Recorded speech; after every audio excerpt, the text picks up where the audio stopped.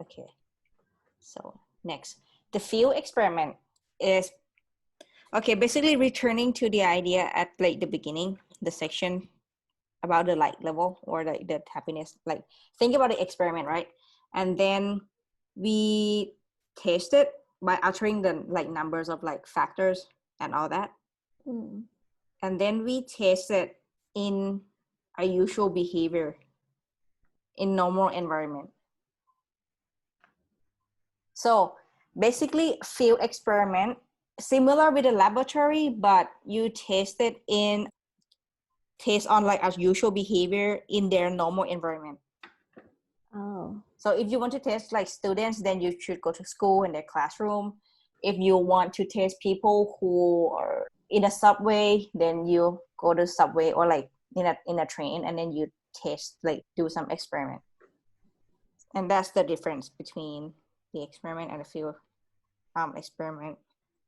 With the field experiment though, it is a little, well, looking at like evaluations, it is a little more difficult to control variables and standardized procedures in a field experiment than a laboratory experiment.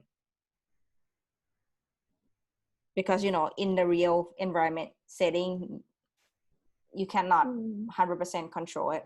Yeah. So reliability and validity may therefore be lower. However, validity might be improved because participants are performing a task that seems normal in a familiar environment.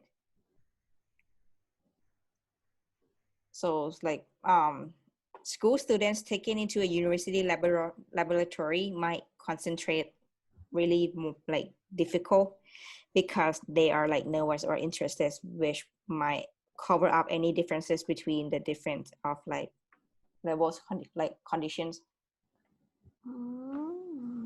Which means the findings from the lab would not generalize to other settings as well as those from the classroom. So this is a problem of ecological validity, and field experiments often have better ecological validity than lab experiment. Not always though, but usually. So, any questions? Nope. Got it. Got it? Yep. Okay.